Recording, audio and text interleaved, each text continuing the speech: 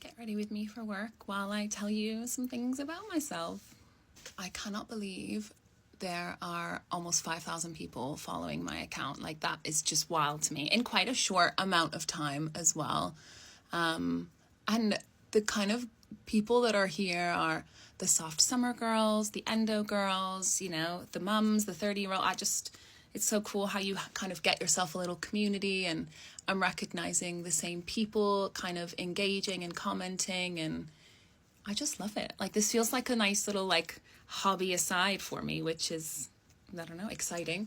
I've had some PR like requests, like people wanting my details to send me some PR, which is really exciting. And so I can't wait to share some of the things that I'm being sent with you, and that kind of spurs you on even more to carry on. I think it's a funny thing, isn't it, making content? I think I definitely felt kind of cringed out at the beginning. I'm quite a confident person, a confident speaker, etc., probably because of my job, but I definitely wasn't sure how I felt, and friends kind of knew I was doing this and were like, oh my god, we want to have a look at your account, and I was like, no, I can't do that.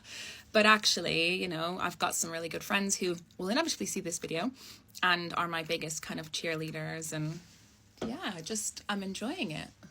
So some things about me. I have an interesting accent. I'll start with that. I lived in Cambridge until I was 6, and then I moved to Canada. And I lived in Canada until I was 17, and I actually graduated from high school because I skipped a grade out there, because when we moved to Canada, my maths and English was pretty good. So they put me in the grade above, which was weird and had its like moments of people being like, oh, she's younger, which was interesting. But that's more common out there, to like skip a grade, be held back a grade. That's not something that happens in the UK really that I've ever seen, and I work in education, so yeah. So I lived out in Canada. I lived about 4 hours from Toronto in a place called Windsor, Ontario, and had all like my teen years there, and as I say, came back to the UK when I was 17. Then I did my A-levels. I did A-levels in English Lit, English Language and Psychology, and History for AS, and loved it.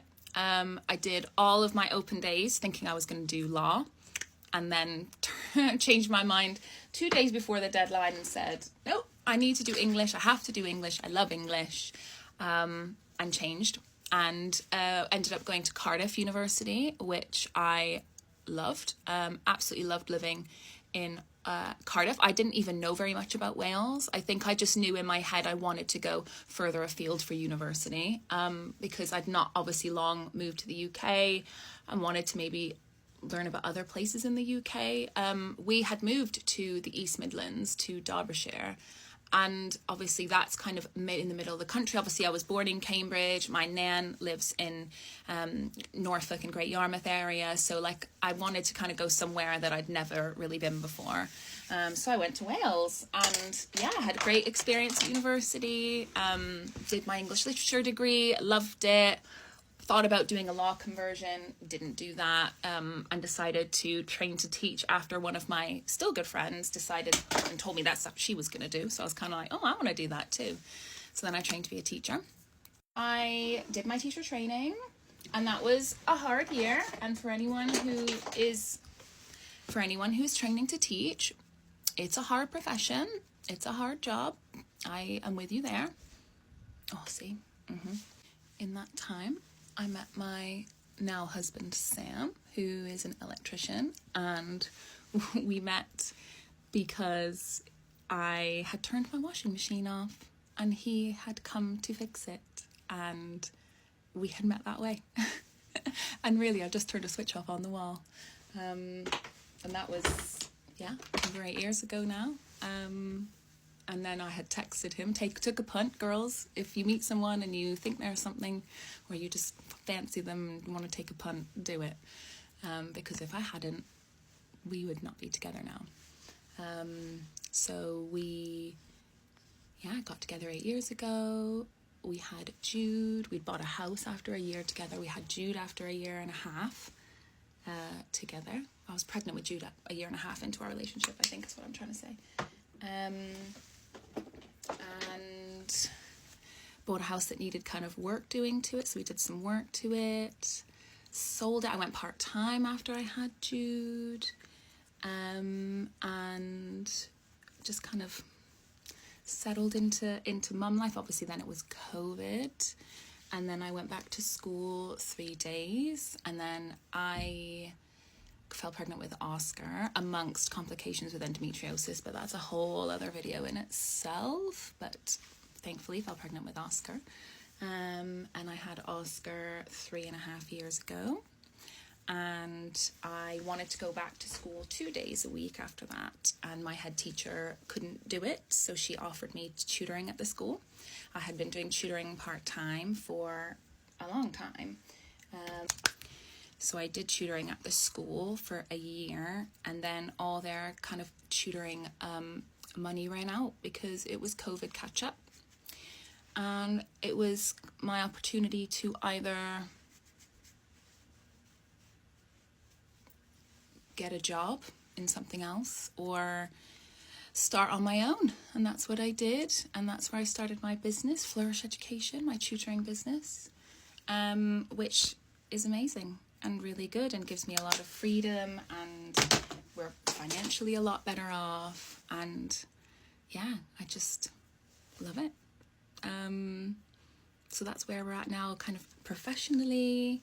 Had an interesting year with health. I was diagnosed with melanoma in July, got married in August. I had stage 1 melanoma. I've had my surgery to remove it. I had a second surgery to remove a larger space on my neck. I'm sure some of you, if you watch my videos, have noticed the scar. And biopsied, and it was all okay, so that's great. Then I got typed as a soft summer by the lovely Jen a couple of months ago, and so that's been like a whole other phase of my kind of glow up kind of journey, going back to as close to my natural hair color. I could still go ashier than this, but it's certainly a lot closer, and I can see how much better things look. So I've obviously been changing my hair, my makeup, my clothes, and yeah, kind of embracing that kind of soft summer aspect of things, and God, everything looks so much better, like undeniably better. So I've been really enjoying that, and I guess that's what I'm kind of sharing with all of you, which has been really cool. And I've been receiving like pictures of people who have gone back to their natural hair color, or gone kind of embraced their season that bit more, and I love that, like, I'm part of that, because I know how much better that's made me feel, and I guess that's kind of the bigger purpose of this account. So I love that people are here to share that with me. So yeah, thanks for that. I think this liner just goes with everything.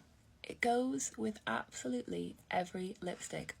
Please, someone tell me a lipstick it doesn't go with. I think it just looks so good. Instantly. We're gonna do Pat McGrath Veiled Rose. I actually wore this on my wedding day, and I found it. My lovely friend Kate ended up finding it for me because she knew I was desperate. I almost wore syrup. I actually wonder now whether I would have worn Mare, because I love Mare as well. That's downstairs. I wore it for work last night. Little gloss tab.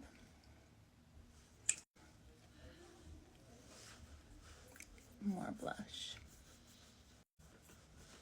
There we go. All ready for work.